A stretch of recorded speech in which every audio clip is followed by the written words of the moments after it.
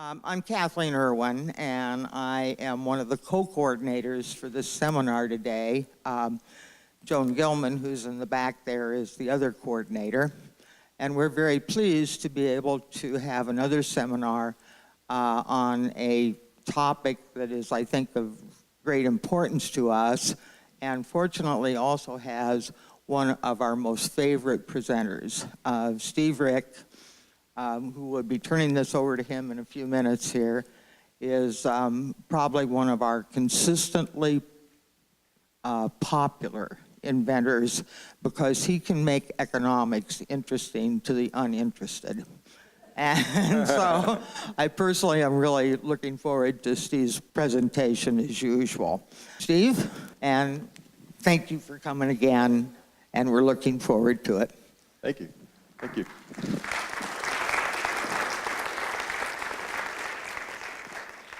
Good morning, everybody. Good morning. Am I audible for everyone? Good volume level? All right. I do speak pretty loud, and I am mic'd up here, so. Basically, I'd like to thank the Retirement Association for inviting me back here. I think this is probably the 8th, 9th, or 10th year that I've been here, and so I see a lot of familiar faces, which is always nice to see. I would just like to say I'm really glad to be here, mainly because I just found out that these next 2 hours will count towards my community service. So I got that going for me. I do have a handout. I see most of you got it. It's chock filled with charts and graphs. I kind of follow the economist credo that if you can't say it with a chart or a graph, then it's probably not worth saying. So we'll go through most of this, maybe not get every one of the charts and graphs, but there's a lot of detailed information in there, and we'll try to cover it just to get a beat on where this economy is and where it could be headed in the next few years. Of course, as economists, we get paid to forecast it out, see where we're headed, just not where we're at. But basically, let me just start out. I can summarize this economy in 3 words. Fantastic. This is one of the best economies we've seen since 2004. And we have a lot of data here. We'll be going through all the charts. But basically, this is operating on what economists call potential output. Where we should be. The way we measure things, we are operating exactly where we should be. We're at almost full employment. Factories are running at normal speed. This is just right. It's kind of like that old Goldilocks story. We're not running too hot. We're not running too cold like a recession. We are just right. But as you know, nothing ever stays just right. Maybe we could start overheating next year and get running a little bit hot, maybe a little bit of higher inflation, things like that, maybe go into recession. But right now, this quarter, we are at perfect level of operation for the United States economy. But of course, it's going to change. We never stay the same. So anyways, let's jump into the handout here, the presentation, to see where we're actually at. What I would like to do is start out with a 5-minute Federal Reserve board meeting. Last week, the Federal Reserve met. Once again, who's the former chair of the Federal Reserve? Janet Yellen. That was her last, basically, meeting as the chair. We have now Jerome Powell, who will be stepping in soon here to take over the chair of the Fed. So we're all going to have to remember his name now, Jerome Powell. Jerome Powell, say that about 100 times, because he's going to be the new chair. But we're going to basically hold our own Federal Reserve board meeting like they did last week. What does the Federal Reserve care about? Remember, they control interest rates. And interest rates are the most important price in any economy. Not the price of oil, not the price of gold, not the price of wheat, the price of money, interest rates. We need to know where they're going. Because if interest rates go up, well, the interest you earn on your bonds and CDs go up. But maybe if interest rates go up too fast, stock prices come down. So we need to know where interest rates are going. So we need to know about the Federal Reserve and what's called their dual mandate, their 2 goals. Number 1, they want stable prices. They want low and stable inflation. That is what Janet Yellen had embroidered on her pillow when she goes to sleep at night. Keep inflation low and stable. They also want full employment of resources. What does that mean? Well, resources there's labor resources and there's capital resources. Think of a factory over here with all the equipment and tools. Think of the labor. You bring labor and capital together, you produce something. You make stuff, goods and services. Well, they want all those resources to be fully utilized. They don't want people sitting at home who could be working. They don't want factories sitting idle. We want full employment. All right, how does the Federal Reserve measure it? I call this my Federal Reserve critical measures. This is what the Fed talks about at their 2-day meeting last week. Are they hitting their goals, their targets? Well, I got a little matrix here. I got some long-run equilibrium goal, Here's my actual column. Where are we actually at? Are we hitting the goals? Is the Fed doing what they're supposed to be doing? All right, first one, inflation. Remember I said they want low and stable? Economists believe 2% is the perfect level of inflation. You want to have a little bit of inflation to help grease the wheels of commerce, if you will. To get technical, it lets firms adjust the real wage, let banks adjust the real interest rate. So we call this the real or inflation-adjusted wages and interest rates. But that's why we have a little bit 2% inflation. How are we doing? 1.4. We're not hitting the target. Inflation, according to Janet Yellen when she gives speeches, is too low. We got to get inflation up again to 2%. So it's running a little bit low. That's why the Federal Reserve still has their foot jammed on that monetary accelerator. Interest rates are lower than what really they should be, but we got to get inflation up. So they want interest rates low. What does low interest rates do? Encourages people to borrow money. You borrow money, you spend money. You spend money, prices of things start to rise. That's how the logic works. So they want to get this 1.4 up to 2. We expect it to hit probably 2% next year in 2018. We expect higher inflation next year. That pushes up interest rates. All right, so that's the first thing Janet Yellen cares about, and now Jerome Powell will care about. Number 2, the unemployment rate. You know, for years, besides being the chief economist at CUNY Mutual Group, I also teach economics at the University of Wisconsin. I teach the macroeconomics course there, and I also teach the banking course. I just gave my macroeconomics final exam yesterday. The kids did pretty well on it. But I've been telling you, the unemployment rate should be around 5%. You're always going to have some unemployed people. People switching jobs, trying to match up the employee with the right employer. There's always going to be some 5% about the labor force not working. Where are we today? 4.1. 4.1. We're below that target. We basically got way too many people working. Basically, we're starting to see a little bit of increase in wages, which is nice for the labor class, but basically a very tight labor market. I travel around this country talking to business people all the time, mainly in the banking and credit union world. What do you think their biggest complaint is right now? They can't find labor. Remember I said you got to bring labor and capital together to produce goods and services. They can't find labor. They can't find people who can, 1, pass a drug test, 2, pass a credit check, or 3, will just show up to work at all. Basically, it is very difficult. I'm on the board of directors of the University of Wisconsin Credit Union. We have about 500 employees work for UW Credit Union. I'm sure some of you probably members of UW Credit. We have 50 open positions right now that we cannot fill. Why? What's the unemployment rate in Madison? Yeah, 2.5%. We can't find people. Next year, we just had our strategic planning meeting. We want to hire 77 more people because we're expanding branches, providing better service for you guys. It's going to be hard to find those 77 people. What do you think we're going to have to do with our wages? We have to raise them. So wages will be rising in this very tight labor market. And I'm seeing this all over the country. In the construction sector, the number one issue of impacting home builders, they can't find the workers. They can't find the carpenters, electricians, plumbers to build these homes. And the demand is there. People want to build more homes, but they can't find the workers to build them. When you have a 4.1% unemployment rate, and basically in the home building sector, it just got worse in the last 3 months. Why? What was the big news story in the last 3 months? Well, hurricanes and immigration, both of those. Less immigration, but hurricanes wiping out, Texas and Florida. We got a lot of rebuilding going on, so a lot of electricians and carpenters from up here moved down there to help rebuild. So basically, we got a very tight labor market in the construction sector. Moving on, the economic output gap. This is one of my favorite charts to show my macroeconomic class at UW, where we actually stand in the economy. Remember I said, we want all those factories running at 100%. So something we measure is called our economic output, output stuff we make, and there's a gap there. Sometimes the gap is positive, sometimes it's negative. We want to have a zero gap. 0 is good, 0 is perfect. You don't want to be above or below. You don't want to be too hot, you don't want to be too cold. Where are we today? 0. This quarter, in the third quarter of 2017, according to the Federal Reserve and the Congressional Budget Office, 2 of these that measure this, we are now at 0 output gap. Just to show you the chart on this, this is my favorite chart I like to show people about where the U.S. business cycle is. We're always talking about the business cycle, the ups and downs, the recessions, expansions. Well, here it is. Notice this is my GDP output gap. Gross domestic product, or basically how much stuff we're making as a percent of what it should be. Let me ask you, in macroeconomics can sometimes be a little confusing, a little ephemeral, if you will. I want to take this from macroeconomics studying of all the firms, to microeconomics, the study of one firm. Let me ask you, what is Wisconsin known for making?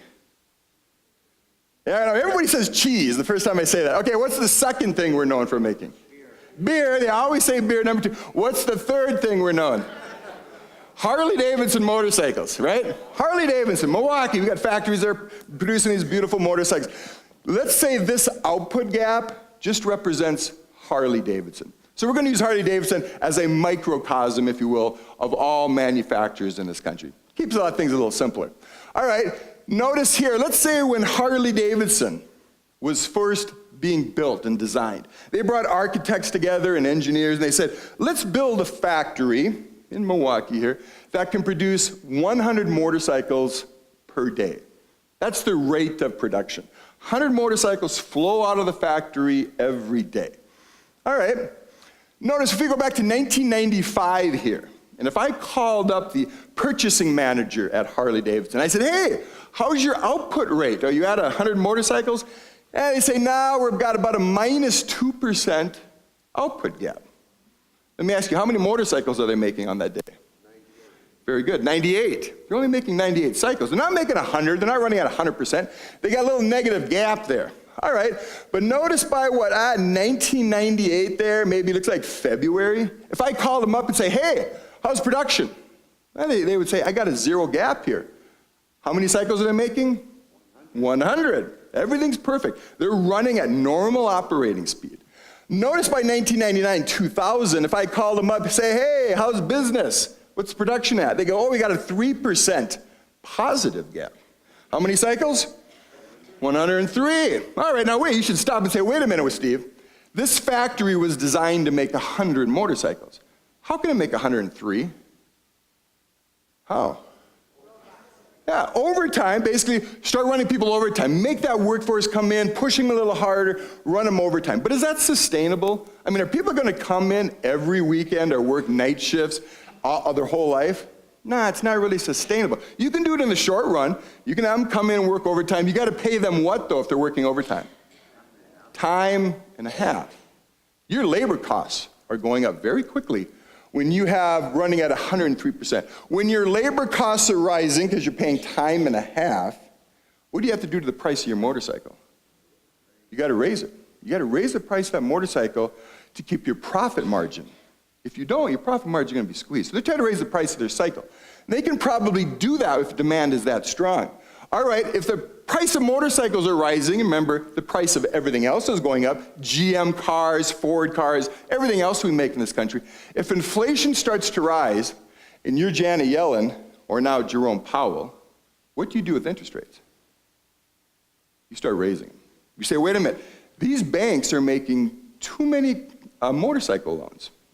We got to raise interest rates to slow down the demand for motorcycle loans. So people, when they go to UW Credit Union and get a motorcycle, instead of UW saying, you can get 5% for a motorcycle loan, they start saying 7% or 8%. Well, that chokes off the demand. So this is why I notice I got this blue line, the Fed funds rate. That's Janet Yellen. Look at this blue line I just added. Notice whenever the economy starts to what we call overheat, this little mountain right here, that's an economy overheating. The Federal Reserve raises interest rates to slow down banks' lending. Because people ain't going to borrow at a higher rate, right? Then the economy hit a recession right here in 2001. Then we went to an economy in a recession. The Fed lowers interest rates. And notice on this axis I have interest rates. Notice it's different than this axis, which goes positive to negative numbers. This is interest rates of 1, 2, 3, 4, 5, 6, 7. Federal Reserve lowers interest rates, stimulates demand. The economy comes back. Notice we overheated a little bit. Remember I said we haven't had this good of an economy since 2004. Notice right there we have what gap? 0. Harley-Davidson's running right at normal, perfect production, full employment of resources. Fed liked that, but then we went to a little overheating period, so the Fed raised interest rates. We had, what was this? 2008, 2009 purple bar. What was that called? The Great Recession. We hit the Great Recession. Banks are failing. Fannie Mae, Freddie Mac, the mortgage giants, failing. Basically, Lehman Brothers, one of the biggest investment banks, failing. The Federal Reserve, Ben Bernanke, he slashes interest rates to 0. emergency rates. He just jumps on that monetary accelerator. I'm lowering interest rates today. We've got to stimulate this economy, flood it with money. Basically, for the last 7 years, we were at zero. Where's the economy today? As I said, we finally hit a zero output gap. So there it is. That right there, this rate just hit zero right there. We're at the perfect economy again. And the Fed is raising interest rates because they see we're probably, what always happens when you hit a zero output gap, what does the future look like? An overheating, a little mountain there, a little mountain there. We're probably going into 2018, have a little bit of a mountain up here. Harley will be producing, 101, 102 motorcycles. Overtime is going to be going up. Wages are going to be rising. The Fed will keep raising interest rates. That's how the Federal Reserve controls the economy. It tries to stabilize the economy, offsets these peaks and valleys, if you will. But notice how deep this recession was.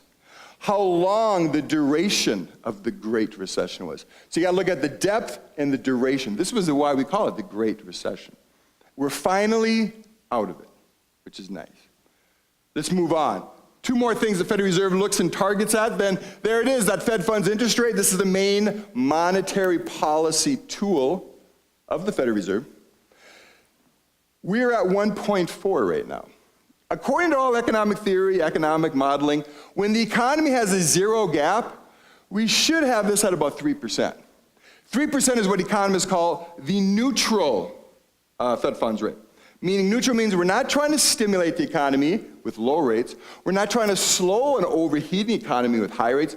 3% is like keeping the hands off. It's kind of like riding a horse. If you ever ride a horse, you want a horse to go a little bit faster, you kind of lean forward on the horse. If you got a good horse, it'll respond and run a little bit faster. Well, that's like having low interest rates.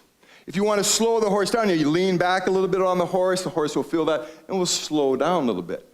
If you just sit kind of upright, that's like having a 3%. You're not trying to make the horse, which is the economy, go faster or slower.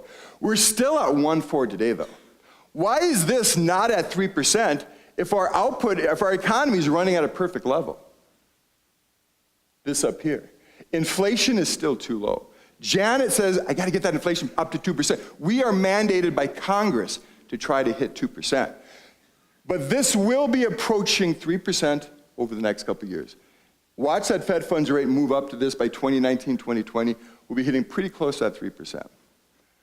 The last one, the 10-year Treasury. Probably the most important interest rate in the world. Let me ask you, who is the new Secretary of the Treasury that we got? Steve Mnuchin. He's a big former Hollywood executive producer of a lot of movies. It's amazing how many movies I watch these days, watching the scroll at the end. And you see executive producer, Steve Mnuchin. He made millions of dollars doing that. Well, basically, he can borrow money today when he issues 10-year Treasury bonds to finance our deficit, which is running about $600 billion this year. He has to pay about 2.3%. According to all economic modeling, when the economy is at its perfect level and everything's kind of right with the world, we should be at 4%. But interest rates in the bond market are still relatively low compared to what they should be. Let me ask you, why is that? Why do interest rates seem artificially, and I'll use that word, artificially low? What's happening in the world? Central banks. Our Federal Reserve Central Bank, the European Central Bank in Frankfurt, Germany, the Bank of Japan have all been doing what in the last 7 years? QE, quantitative easing. Translation, they've just been printing up a lot of money to buy assets, either bonds, mortgage-backed securities, but that pushes interest rates down. Even though our Fed stopped QE, printing up money, back in 2014, who's still doing it? Who's still printing press, putting up tons of money? The European Central Bank. There's $8 trillion worth of bonds in the world that are trading at a negative interest rate. Negative, meaning if you bought the bond, you're getting a negative return on it. You're not getting this 1% or 2%. You're getting a negative return because of all the printing of this money. The Bank of Japan is still doing quantitative easing. But we expect the European Central Bank to stop their quantitative easing this year, which means what? This 2.3 will start heading up to 4. Just to give you the answer, why are interest rates so low today compared to what they should be, because our economy is doing pretty well? It's because of the European Central Bank. So what happens in Europe doesn't stay in Europe. It does affect us here. You have Hans over in Germany saying, I don't like these negative interest rates. I'm going to America to buy their bonds because at least they have a positive rate. But when he brings all his money over here, you increase the supply of money, the price of money falls. And the price of money is interest rates. That is why this is so low, because of low interest rates in Europe. All right, so that's what the Fed talked about last week. They still say they want to get that up to 2%, but everything else looks pretty good. Yes, sir, question? Given the data on this chart, why is the drumbeat out of Washington, D.C. that we got to grow the economy and add more jobs? Very good. The question was, according to this chart, everything looks right with the world. Why is the drumbeat out of Washington, D.C. saying we need more stimulation? We need maybe these tax cuts that maybe be voted on today. That will stimulate the economy a little bit. But when you're running at full employment, what you're going to get is more inflation and not as much growth. It would have been nice if we had had these tax cuts when? 6, 7 years ago, during the Great Recession. That's when we really need them. Not really in the rate. I think it's nice that, we did need to restructure our corporate taxes. We were a little bit high on that. So we did need tax reform, but we really don't need the stimulus now when the economy's operating at full employment. So that's a very good point. Like I said, we will get some economic growth out of that, but we'll probably just get more inflation out of that than anything. All right, let's move on here to my chart then. What do we forecast the economy to be over the next couple of years? Well, notice I'm forecasting here for 2018, a little bit of pickup in growth. The economy will grow about 2.6%. That's basically saying we're going to be producing 2.6% more stuff next year. 2.6% more Harley-Davidson motorcycles, more cars, more wheat, more cheese. We'll produce 2.6% more, a little bit faster than this year, 2.3. Why did I boost it up, 0.3 percentage points? Partly due to that tax cut. If we do get that tax cut, it will see a little bit more business investment spending, which is nice. Think of Harley-Davidson saying, hey, we do need to upgrade some of our robots here and equipment and computers. Let's take some of this tax cuts, invest a little bit more, expand the factory. That will boost the economy up to about 2.6%. But it's really hard to get away from this gold line.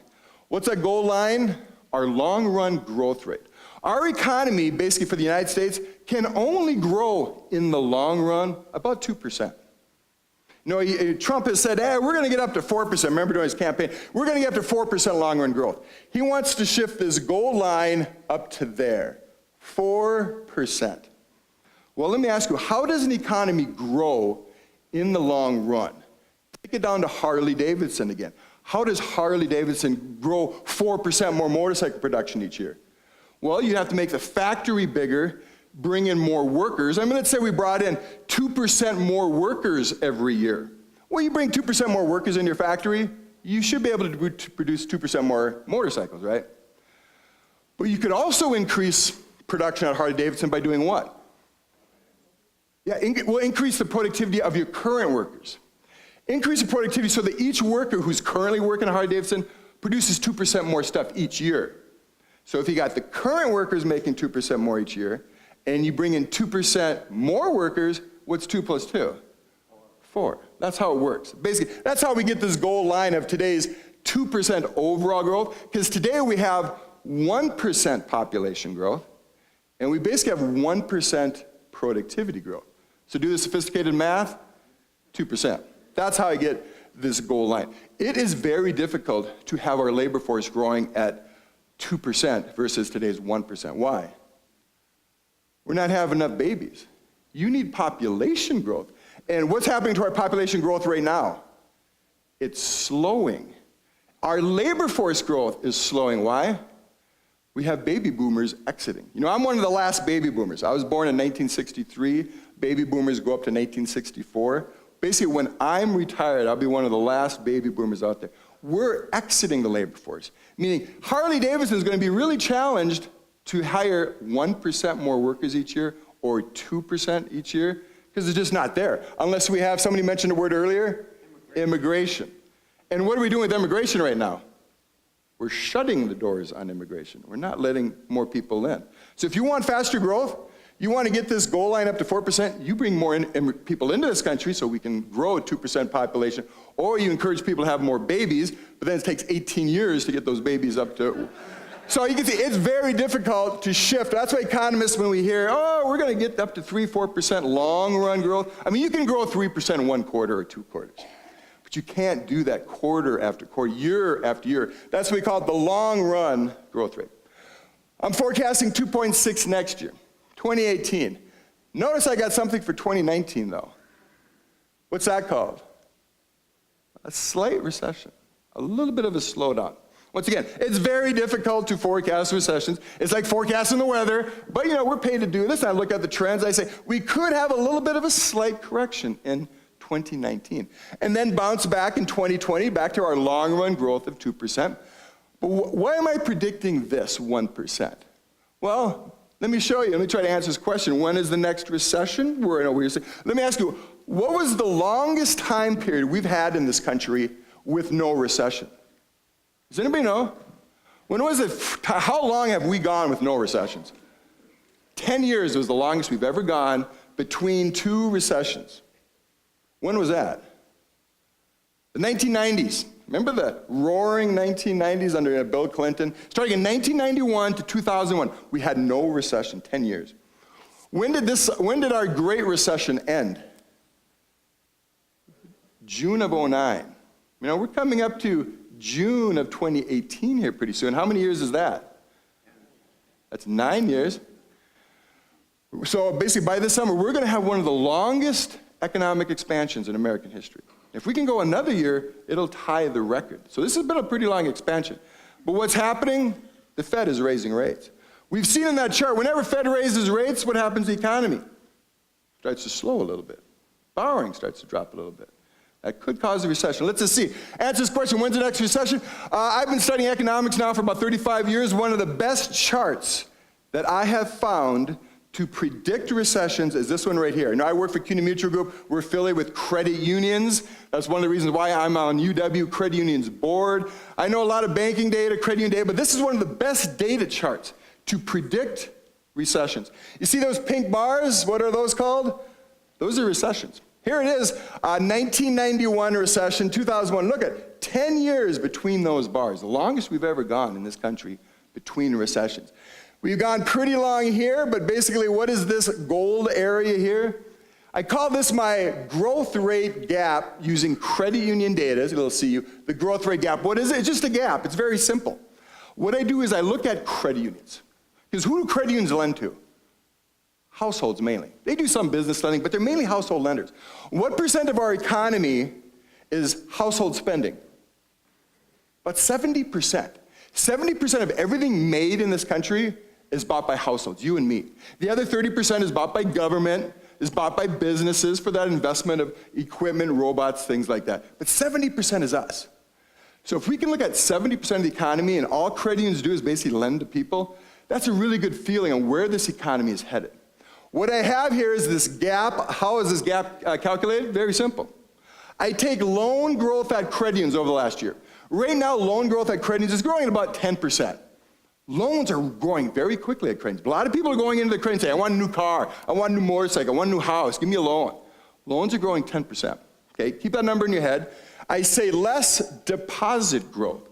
How much are people saving? How fast are they saving? How much money are they putting in? Right now, it's growing about 7.5%. Let's just say it's 7. What's 10 minus 7? 3.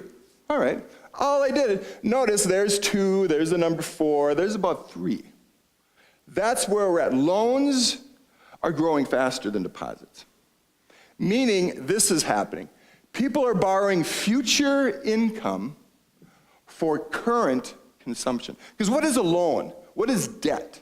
What is credit? Credit is this. I work for CUNY Mutual Group. I plan to work there hopefully for the next 5, 10 years. I'm going to have a stream of future income payments, future paychecks. Every month they give me a nice paycheck. I want to tap into that future stream of money. Well, that's what a loan is. I can take some of that money, grab it today by taking out, say, a $50,000 loan because I want to buy a new Cadillac. I can tap some of that future money. So notice I'm using my future income in the year 2019, 2020 to boost consumption today at Harley-Davidson or GM in their Cadillac division.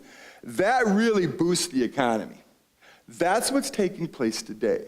People are using future money. So not only using their current paycheck, it'd be like me spending all of my CUNY Mutual paycheck, plus I'm spending future paychecks. That boosts the economy.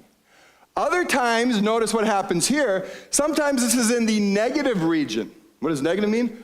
I'm saving more than I'm borrowing.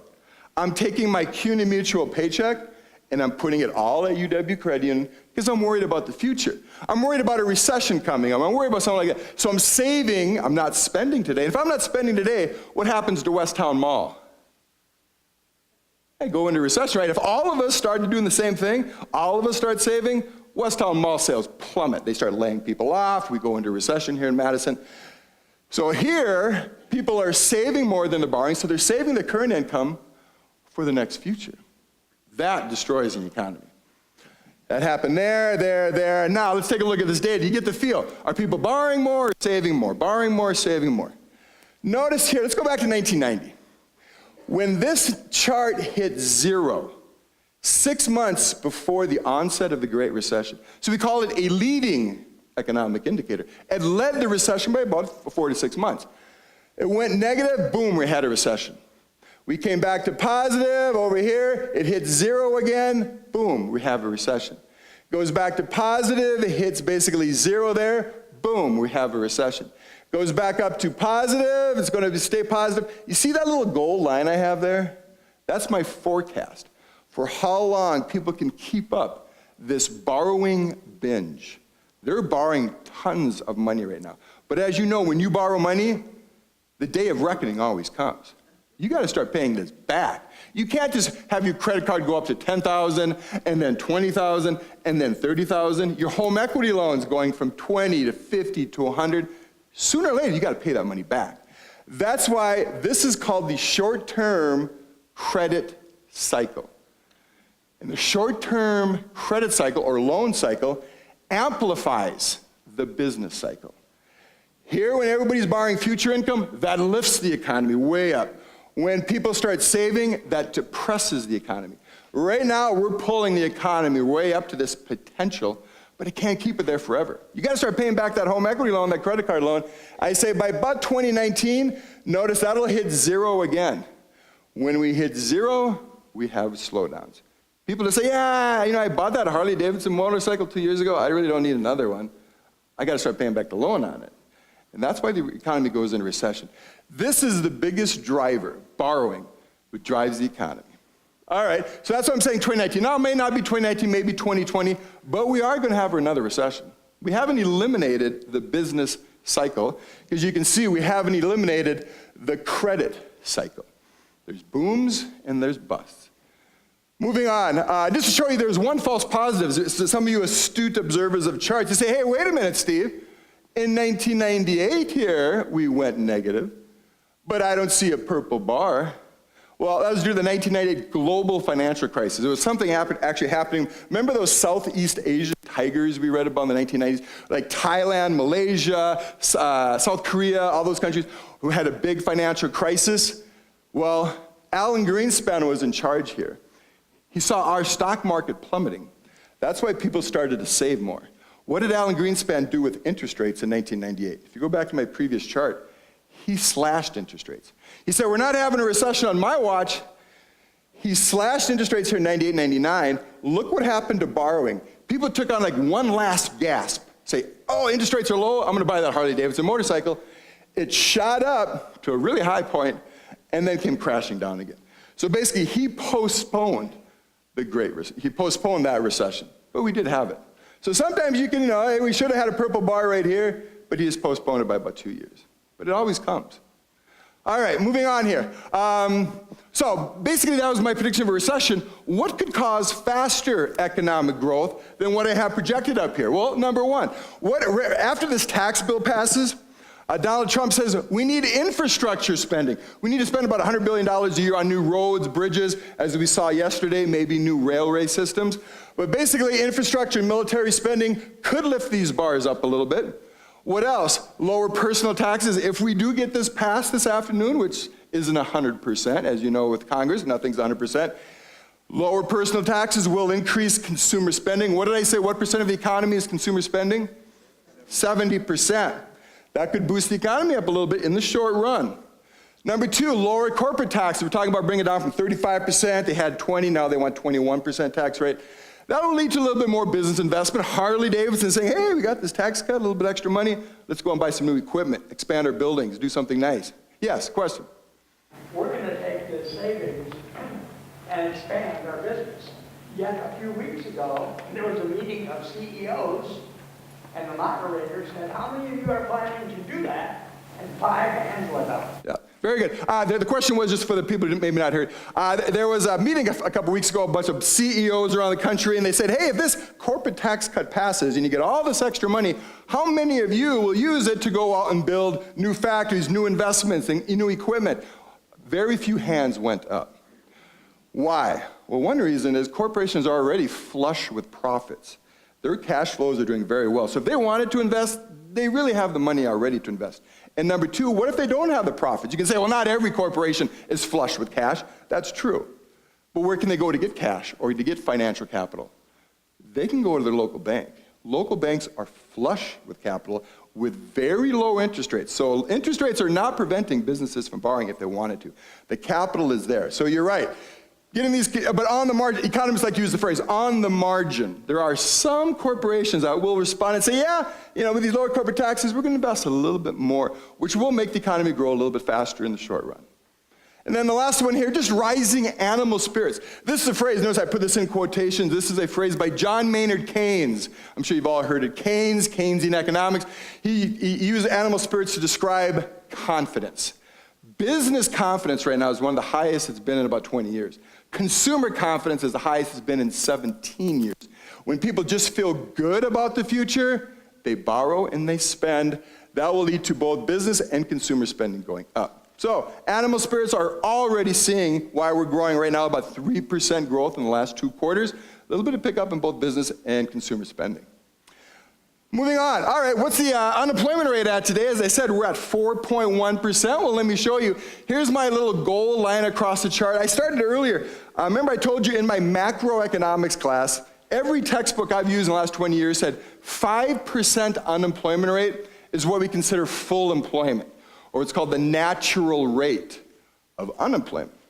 But the Federal Reserve has come out recently and lowered it down to 4.7%, a little bit below that 5. So I put the 4.7% line just to be a little bit more precise, a little bit more economically correct. And like I said, we're at 4.1. We are below that. This signifies a very tight labor market, which we expect wages to rise in the future. Notice where we were back in 2010. We were at 10% unemployment rate. I mean, it's always good just to reflect back on history to see where we've been. We were at 10% unemployment rate. Today, 4%. Similar to where we were back in 07, we were below the target there. We were below the target. Actually here, we hit 3.8% back in 2000 or so. So we're almost to where we were back in 2000. Very tight labor market, which is good. Workers are going to start having more bargaining power. Over the last basically 8-9 years, employers had the bargaining power. If I try to walk into my boss's office and say, hey, I demand a 5% raise, what is the boss going to tell me? Hey, Steve, you're drunk, get out of here. But basically say, hey, I'm not going to give you a 5% raise. There's so many unemployed people out there, I'll just replace you with somebody else who will work for a lower price. They had all the bargaining power. But when the labor market gets tight, it switches to the employees. They start having the bargaining power. They're going to walk in and say, hey, I'm going to quit and go work for this other firm if you don't give me a better raise. That's going to push up wages. Like I said, plus you start working overtime, all of that. The labor class will be doing better in the next few years. Moving on here, how's Wisconsin doing? Let's kind of focus on here in good old Wisconsin, see how we're doing. The unemployment rate, 3.5%. We're better than the national average of 4.1. Very tight labor market, as I said. It is hard to find qualified people to come and work at, say, UW-Madison or many other businesses throughout the entire state here. Very tight. I just put Minnesota up there as kind of a reference point, kind of our sister state right next door. But notice, we track them pretty close, and just lately, we're actually lower than Minnesota. Normally over time, we're kind of higher than Minnesota most of the time. But the last year or so, we've actually been lower than Minnesota with their, Minnesota's got a great dynamic Minneapolis, St. Paul area, but we finally beat them. So it is a very tight market. So this is a great economy. Where are interest rates at? Of course, like I said, what is the most important price in an economy? Not the price of oil, not the price of gold. It's the price of money. These are the two interest rates that we forecast. The black line, there it is, the Fed funds rate. So there's Janet Yellen, Jerome Powell coming. We expect Jerome to keep raising this up to that. Remember I said 3% is neutral? They want to follow this green line in 2018, 2019, 2020 to get up to that 3% neutral rate. Now, if we do have a recession in 2019, which I just predicted, they may not follow this path up to the neutral rate. But this is where it wants to go. Right now, where the economy is, the tendency is to naturally pull up. I mean, you almost think of the U.S. economy as an organic living creature, which has natural tendencies. Just like your body has natural tendencies to go to sleep at certain times, wake up at certain times, certain rhythms, so does a macro economy. And this is where it wants to be, its natural, steady state, if you will. We want to get to 3%. The 10-year Treasury, the other most watched interest rate in the world, the 10-year Treasury, like I said, we're about, 2.3, 2.4 today. Here's my purple line is the forecast over the next 3 years or so. 4% of where it wants to be. It's like gravity pulling it to 4%. It's a tendency. And we'll hit that 4%. As interest rates move up, the returns on your CDs, your bonds that a lot of you care about, will also be heading up over time, which is nice. We're starting to reward what I would call here the capital class. A lot of you have built up capital in your life, financial capital in the form of stocks and bonds. So you're now the capitalist class. You need to be rewarded for that. Well, here's your reward for saving. The reward for postponing consumption, right? You saved your money instead of spent it all and consumed it all. So you should be rewarded for postponing your consumption, and this is your reward. And fortunately for us, they're moving up today. After being artificially depressed for many years due to the Federal Reserve trying to stimulate the flow part of the economy, the GDP part, the production part, the motorcycle part flowing out of factories, but they punished the financial part, the markets, the accumulated wealth. One phrase I like to use in my economics class, that economics is the study of the confusion between stocks and flows. Flows is Main Street, the production of motorcycles and paying wages. The stock part is Wall Street. Wall Street is bonds and wealth and stocks accumulated. But you have this tension between the flow part and the stock part. The stock part has been punished on the bond side for the last few years. The stock market has done well. Because of these low interest rates, it's pushed up stock prices because it's chased us all out of the bond market and pushed us into the riskier stock market. But the bonds have been punished, but they will be moving back up over the next few years because the economy is at its perfect state. We need to get at these 3 and 4% interest rates where it should be. Basically, we should almost be there today. All right, moving on. Why am I predicting rising long-term interest rates in 2018? Why do I have this little purple line heading up? Well, let me just summarize 4 things. Keep it simple. There are 4 factors pushing up interest rates next year. Number 1, we're going to see higher U.S. inflation. Basic economic theory goes like this. When inflation goes up, interest rates go up. When inflation goes down, interest rates go down. We're going to see more inflation. Why? The price of oil is rising. We saw. Anybody see, what's the price of oil at today? About $57. 2 years ago, it was down to $27. Went up to 57. It's slowly starting to rise. Why is oil prices going up? Stronger. What's nice is we're seeing a global, synchronized economic expansion. This is actually the best world economy in history of the world. Now, how can I say that? How do I know this is the best? Not only, this is a nice economy for the United States, but let's globalize it. Europe, Latin America, Asia. There are only 3 countries that are in recession. That is the lowest ever that we've tracked. Normally you have 10, 20, 30 countries in recession. There are only 3 today, the lowest ever. That's my evidence to back up my claim on saying this is one of the best global economies we've ever seen. All right, so because of that, everybody's kind of buying oil because they're all making stuff in their factories from Asia to Europe. Oil prices are going up, but I remember I said wages. Workers are going to have more bargaining power. I want a raise, so now we're going to have to raise the price of our motorcycles because Steve's getting a raise on the assembly line.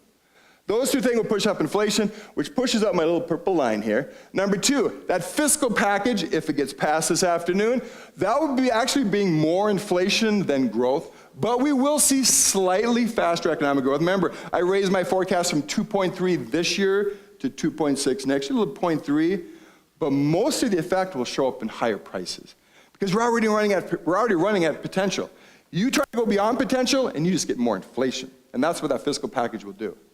Number three, the Federal Reserve is shrinking their balance sheet. You know, the Federal Reserve ran up their balance sheet to $4 trillion when they were doing quantitative easing. Once again, they were just printing money to buy bonds and mortgage-backed securities. It went from, basically under $1 trillion to over $4 trillion.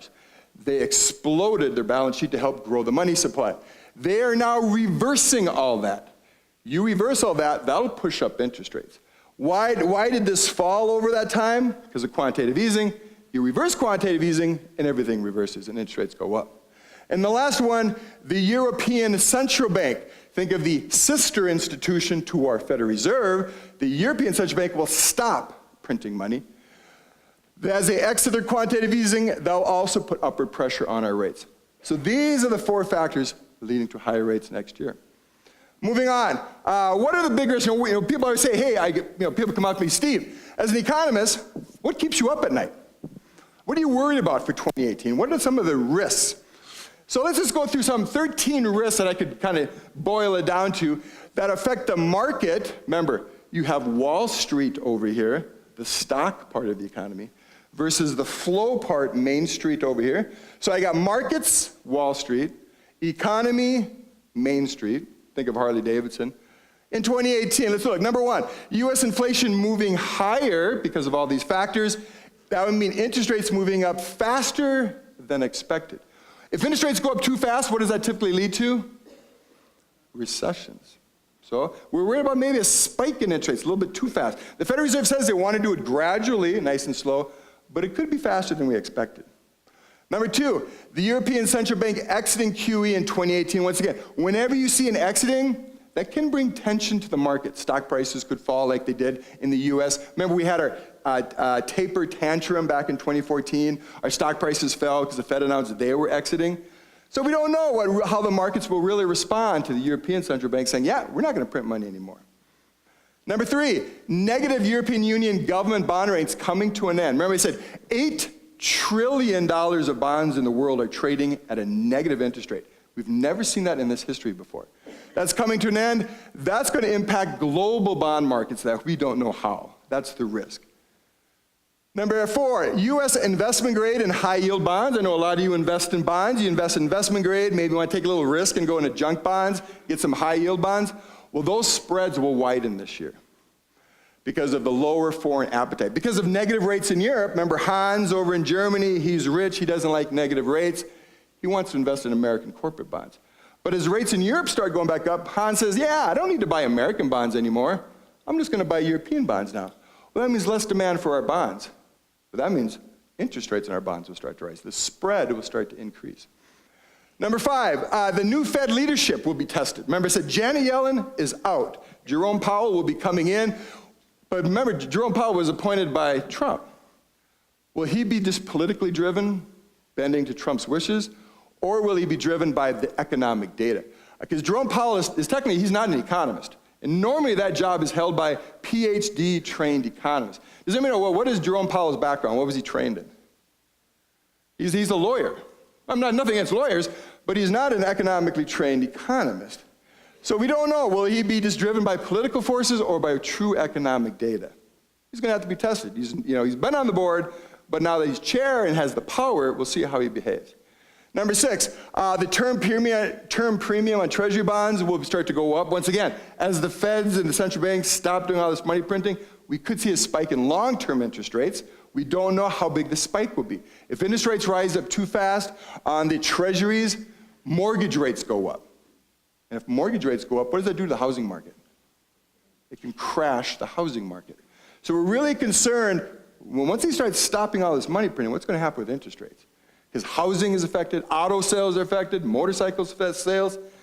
Next one, the valuation of stocks, stock valuations, versus the fundamentals of the economy, the flow part. Remember I said economics is a study of the confusion between stocks and flows. Well, here's a perfect example. Here's the valuations of stocks in the stock market. Think of the value of Harley-Davidson stock, if you will, on Wall Street, compared to the fundamentals of the factory. How many motorcycles are actually selling? What's the profitability of GM and Ford and Harley-Davidson? There seems to be a mismatch right now. I mean, yeah, Harley's doing all right. They're operating at full potential production rate, 100 motorcycles. That's the fundamental. But the stock prices say way too high. Now, I don't know where Harley-Davidson stock price is, but for the average company, their stock price is maybe way higher than what the fundamentals justify. How many cars are they actually selling? Should their stock really be worth that much? There seems to be a mismatch in the U.S. equity markets, and maybe the market's ready for a small correction. Hopefully, I kind of underline a small correction. I don't want to see a big correction, because what happens when you have a big correction in the stock market? What happened in the year 2000? Remember the dot-com bust? Boom, that put us into a recession. So we don't want a big correction in the stock market. Number 8, Bitcoin. How many here bought Bitcoin? Hi, we got, yeah, a couple. Oh, good for you. Did you buy it last month or in January? There's a big difference, right? You went from $1,000 to up to $17,000, whatever. All right, well, that's, I'm not going to get in a big discussion of Bitcoin, but if we did have a crash on that, what kind of confidence is that going to send to retail investors? Once again, animal spirits, confidence. People lose massive confidence, could affect the economy. Number 9, bigger than expected positive economic impact of this tax reform that could be going on today than expected.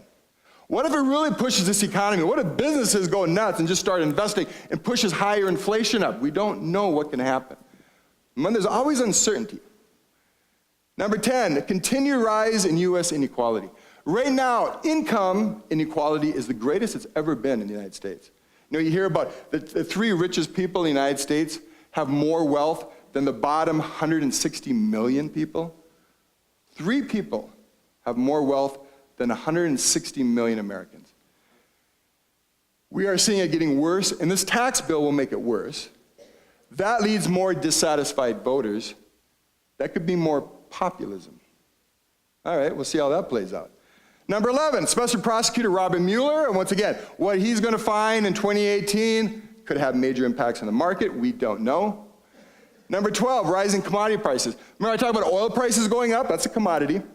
But all commodities are rising right now. We've seen a 20% increase in commodity prices. Nickel, aluminum, steel, things like that. Stuff that you got to buy to make a motorcycle, those prices are going up like 20%. Well, that's like when a snake eats a rabbit. That commodity price is going up, it's going through the rabbit. Well, that eventually is going to feed through into higher inflation. So commodity prices going up could push up. And then the last one, let's look a little international here.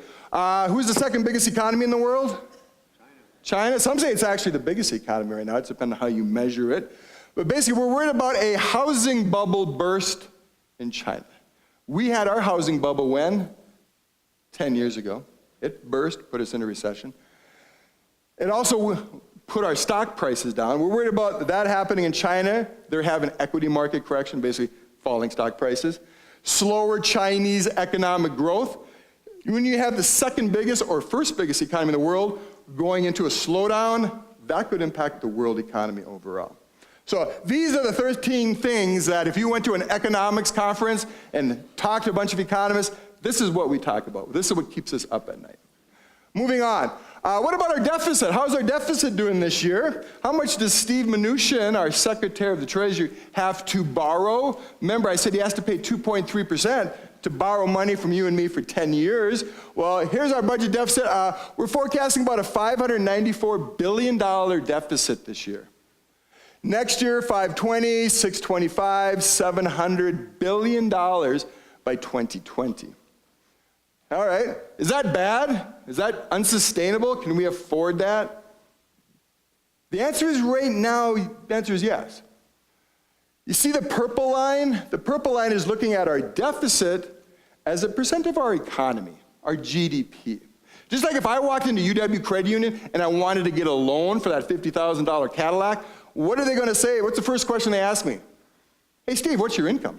How much money do you make? Can you really afford this $50,000? Well, we're doing the same thing to our government. What's the economy GDP at? What's the income? How much versus how much they want to borrow this year? They want to borrow $594 billion, $520 next year, but you gotta say, how big relative to the economy? That's this purple line. Economists believe that, you see that gold line across there, just like Goldilocks has the perfect level, basically 3% is what you want to keep it below. You want to borrow between 1, 2, 3%. You can do that forever. You can technically borrow 2 to 3% of our economy forever, because our government's never going to pay that money back. I always get these people saying, but Steve, the debt's up to $20 trillion or $19 trillion. How are our kids ever going to pay that back? And what do we tell them? They're never going to pay it back. We don't have to pay it back. Our people who lent us the money, like the banks in this country, the hedge funds, China, Germany, they don't want us to pay it back. They want us to do what? Just to pay interest on it. They'll roll over that debt. We just got to service the debt, as it's called. We just got to pay the interest on it. That's all they want. We will never pay back the $20 trillion. And if our economy keeps growing, that means we keep collecting more taxes. More taxes will fund that deficit. What you don't want is that purple line to go much beyond the gold. Notice here by 2020, it just peaks. It's getting close to that 4% there. It's heading in that direction. If I extended my chart out to 2021, 2022, I'll just say 2026, what do these bars in the purple line look like then? They start to explode. They start to go into this 4, 5, 6% range here on the ratio, and the $1 trillion range here. So basically today we're borrowing what, $700 billion. In 2026, according to the Congressional Budget Office, it's a nonpartisan bunch of geek economists, they're projecting right now we're going to have a $1.4 trillion deficit in 10 years. That's before this tax reform. How much is this tax reform going to add on? They say, there's different estimates, but let's just say $1.5 trillion over 10 years. We're going to add $1.5 trillion in deficits over the next 10 years. Well, what's 1.5 trillion divided by 10 for 10 years? 150 billion, right? So instead of borrowing, say, 700 billion here, add 150 billion to that. It goes to 850. All of these bars just go farther down with this new tax reform. It will have a big deficit impact. What do bigger deficits do to an economy? When Steve Mnuchin says, hey, I need to borrow $850 billion from you banks, from you Wall Street hedge funds, from you Germans over there and Chinese, if he starts demanding more money, what does that do to the price of money? Pushes it up. Interest rates go up. When you demand more of something, the price of it rises, which are interest rates. So more deficits will have a bigger increase on our interest rates. And of course, if interest rates go up, do businesses borrow more money to invest? No, they borrow less. So that could actually retard some of this business investment. Remember, we want more business investment spending. We need businesses to expand and do all that. But if you raise interest rates, businesses say, I'm not going to borrow at that high interest rate to expand. So they actually stop. So even though we're cutting taxes and doing some deregulation, which is pro-growth, if you just run a bigger deficit because of that, so Steve Mnuchin has to borrow more money, pushing up interest rates, that will offset the positive by being a negative and saying, well, business, I'm not going to borrow at these 8% interest rates to buy new equipment. That will slow down the economy. Yes? I've heard it said that the strategy behind the tax cuts is to starve the beast, so to speak. In this case, the beast is entitlement programs. And that once the tax cut goes through, they'll have to chop Social Security, Medicare, and other entitlement programs. Yeah, good question. Let me just repeat it for everybody. It was the starve the beast argument of some in the Republican Party that basically if you cut taxes and run such a big deficit, it will force the government to start cutting entitlement programs like Social Security and Medicare, which, don't get me wrong, we need to reform some of our Social Security and Medicare. We have made promises that we cannot keep for, say, my generation and people coming after me, because there's just not enough tax money to do that. So we're going to have to restructure, but they want to do massive restructuring. So yeah, it is the starve the beast argument. One more question here before we take a break. What is the impact of Foxconn on this type of projection for Wisconsin? Very good. If we're running at 3.5% unemployment rate today, and Foxconn wants to come in and hire thousands, different estimates, 8,000 employees. Well, fortunately, it's going to be over time. If they came in today and try to find 3,500 highly skilled workers, because they want people who can run these computer-driven machines and tools, they would have a difficult time finding it. Probably most of the workers would come up from Chicago or northern Illinois, so we really don't know. But fortunately, they're going to be building the factory and expanding over years because it's a dynamic process.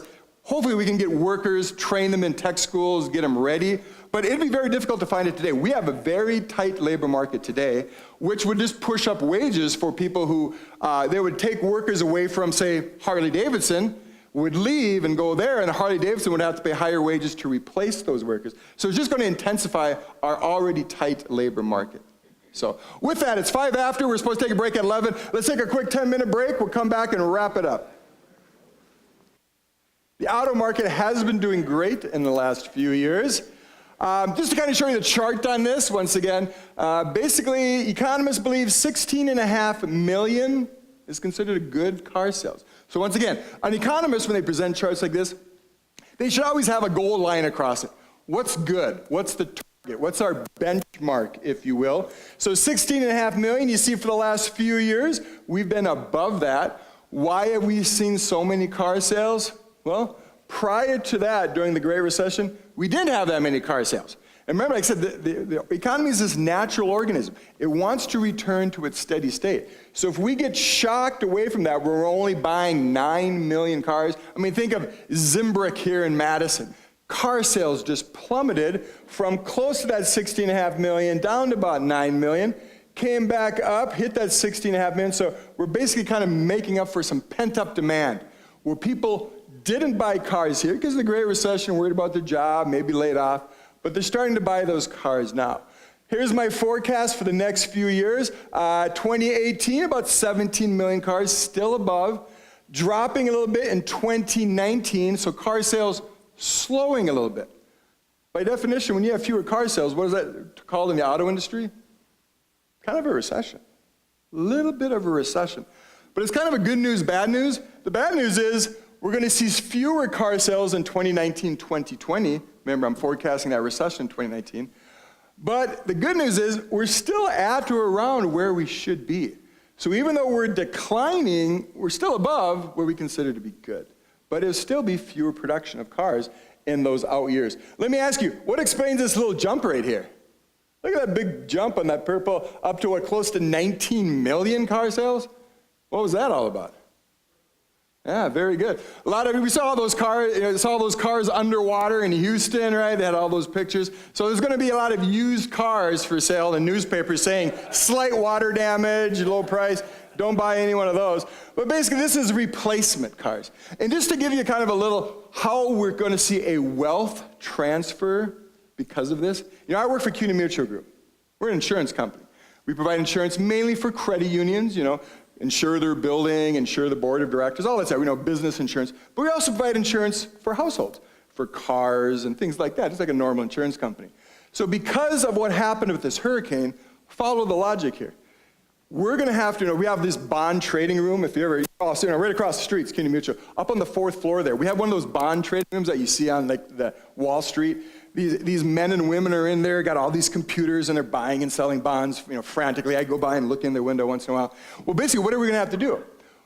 When these people file a claim, they call up CUNY Mutual and say, hey, my car is underwater, I need a new car, I'm going to file my insurance claim. So we're going to have to sell some of our stocks and bonds, right, to get the money to pay these people. So then we'll wire a check down to Houston, they'll get their $20,000 or whatever to replace their car. They'll take that money, go buy a car, that money will go into GM, and then the GM will use it to pay their workers and pay their profits. So there's the wealth transfer. All these insurance companies will be selling stocks and bonds, which slightly lower the price of stocks, right? If you're selling, the price of stocks will fall a little bit. The money goes to the person in Houston, which then ends up in GM's pockets as they sell more cars. So that's the transfer of wealth that's taking place. But you see we had a nice little boost in car sales, so it helped out the auto industry a little bit. But once again, the flow, remember, economics is what? The study of the confusion between stocks and flows. We're selling stocks, which is hurting Wall Street a little bit, on the margin. but it's going to help the flow part of the economy over here. Flows of cars coming off the assembly line. Economics is a study of the confusion between stocks and flows, Wall Street and Main Street. Main Street did pretty good on this hurricane. Wall Street, not so much, because a little bit depressing as we sell to make up for this damaged vehicles. And businesses, a lot of businesses were damaged.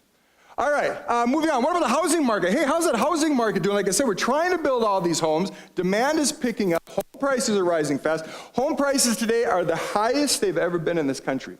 We surpassed the record highs back in 2006, just a few months ago. So these are new record high for home prices. And they're rising fast. They're rising about 6% a year right now. All right, well, let's take a look at home sales. Once again, what do economists consider to be a good, healthy housing market? About 5 million. So this is in thousands here. So this is 5 million. There's my gold line. How are we doing? Hey, we've been above that now for the last few years. We're actually selling about 5.5 million existing homes. So that's like you buying my house or me buying your house. This is not new home construction. It's just you and me swapping houses. All right, that's about 5.5 million, forecasting it to accelerate, then by 2020 start to drop a little bit. We're just going to see a little bit of boost here because the millennials, all those 20 and 30-year-olds are finally, after not getting married, not buying houses, not having kids, with the strong labor market starting to get a raise, they're starting to buy homes again. So that will stay above, but then we'll start to slow out here in the out year 2020. But the housing market's doing great. As I said, home prices are rising 6%, which boosts years of my wealth, right? Hey, if my house is worth 6% more, I'm wealthier. As my wealth goes up, I spend more on the flow part. So once again, the stock part of the economy, my house wealth or stock wealth goes up, I spend more in the flow part of the economy, buying motorcycles, cars, whatever. All right, but just to show you what's interesting, what's taking place in the housing market, you see the blue line that I just added? That's the inventories of houses for sale. Think about it. You drive around Madison, you see a house with a for sale sign jammed in the front yard. Count up all those for sale signs jammed in Madison, Wisconsin, around the country. How many homes are for sale today? 1.7 million. Look how low that is compared to going back 4 million homes for sale. Even back, 15 years ago or so, 2.2, 2.5 million homes.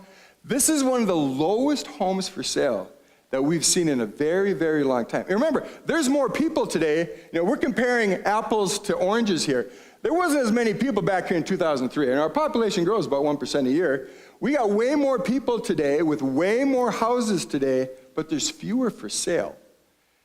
The reason home prices are rising so fast is because nobody's selling their home. If you don't have people selling and more demand is going up, basic economics says more demand and fewer supply, that pushes up the price of stuff. That's why home prices are going up. So it's weak inventory. Nobody wants to sell their home. Nobody wants to move. They say, hey, I got this great 3% mortgage rate. I'm not selling. I'm going to keep this mortgage rate forever. Or there are still some people who are underwater in their homes. Now, I'm not talking literally like in Houston, but figuratively because they owe more to the bank than the house is worth. Maybe someplace like in Phoenix and Vegas where they bought during the bubble. So they're kind of underwater on their mortgage a little bit. But basically, this is incredibly tight in the market. Nobody wants to sell, which will show up in a minute in my next chart. But let's talk about the stock market. The S&P 500, where are we at today? What does Donald Trump like to remind us about?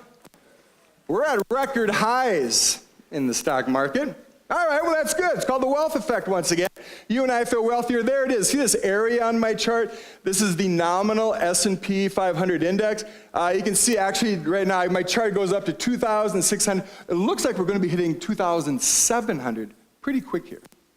So my chart goes to 2,625, but I should go off my chart and hit 27, because we're going to hit 2,700 pretty soon here. But notice, look how high that is. So let me ask you the question. Is this a bubble?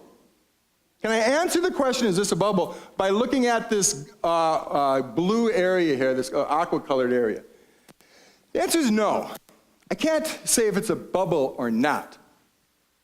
One, I haven't adjusted for inflation. The prices of everything go up over time. That Harley-Davidson motorcycle sold today is a lot more expensive than it was 20 years ago. So I can't compare, I'm comparing apples to oranges, if you will. If I'm comparing the stock price today versus, say, the stock price here in 2001, I'm comparing an apple to an orange, because prices always go up, means stock prices always rise naturally because of inflation. So it's not fair to compare the two. So what economists do is focus on this green line. See the green line? See that word right there? Real. Real to an economist means adjusted for inflation. So now I'm comparing an apple there, that green, to this green here. I'm comparing apples to apples. That's what you should do. Notice, just focusing your eye on the green, where's the highest point on the green? Today. So you can say, all right, Steve, according to your apples to apples comparison, adjusting for inflation, this is the highest ever. Is it a bubble? No, we still can't answer that question. You still cannot answer it unless you look at the blue line. What's the blue? Price to earnings ratio. The PE ratio. I'm sure you've all heard this from your stockbrokers or your friends, whatever, talking about PE ratio in the stock market. It's the price to earnings. Basically, in economic terms, it's what you are paying in price to have a claim on $1 of a company's earnings. What are you paying to have a claim on $1? Where is it at today? There's the blue. Read it over 30. On average, buying a stock in the S&P 500 stock index, you're paying $30 to have a claim on $1 of a company's earnings. Yes, it's slightly elevated compared to the last, say, 10 years. Where's the highest point on my chart? On the blue line. 2000, let's see, right about there. Let me see if I can read it across. 45. It was $45 you and I paid back in the year 2000 during the dot-com bubble for it. All right, who's good at math here? If we're at 30 today, and let's say we wanted to get back to where we were back in 2000, to get up to 45, to go from 30 to 45, what percent increase is that? 50%. You know, 30 to 45 is a 50% jump. So stock price would have to rise 50% to get where we were back then. So, is stock prices high today? A little bit, nothing like it was before back here, but they are a little bit high compared to what we had. So we could see a small, remember I used that word small correction on one of my previous charts, the 13 things that keep economists up at night. So this is a little bit bubbly, but if we do get this tax cut, what will that do to the denominator of this ratio? Should increase earnings, right? Should boost the earnings, a little bit more investment, a little faster economic growth. So maybe we'll see a little boost in earnings, which will do what to this ratio? Bring it down a little bit. No, we'd like to have it come down. It seems a little above average from the long perspective. Let's have it come down. But let's have it come down not because the numerator comes down. We don't want prices of stocks to come down, right? We want the earnings to go up. So if we can get the denominator effect, if you will, let's have this come down a little bit, but let's have price of stocks keep going up, right? We all want the stock market to stay high, right? We don't want it to crash. But we like this P ratio to come down.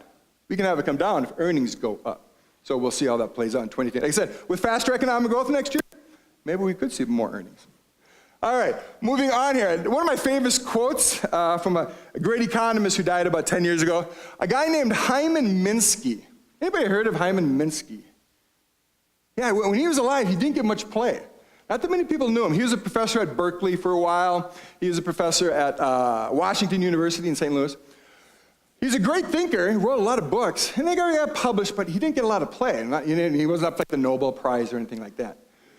But since the Great Recession, since the boom and bust of that time period, he wrote about things like that. And now we're reading him. And one of his famous quotes was this: stability leads to instability. If things are too calm and the economy grows nicely, like through the 1990s, people get a little more risk-taking. They say, hey, things are good. Home prices always go up. So let's start buying more homes. Let's start investing in more risky homes, say in Phoenix and Las Vegas. Let's home builders start building everywhere. You start to get a little bit more, too much risk in the thing, and things can explode. So that's what he's talking about. Too much stability, which we think is a good thing, can lead to bad things from an economic point of view. Because people just start basically lowering their risk aversion in a sense. They start taking too much risk. So he goes on to say, the more stable things become and the longer things are stable. Does that sound like anything? We've had pretty stable. You keep hearing about, how many follow what's called the VIX index in the stock market? It's kind of a measure of volatility. It's called the VIX index, V-I-X. Measures the volatility of what's taking place in the stock market. It's one of the lowest ever.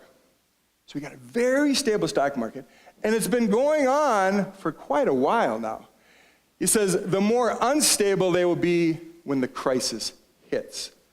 This was, like I said, he wrote this back in the 90s, but we should have read this back in 2005, 2006, when things were so stable.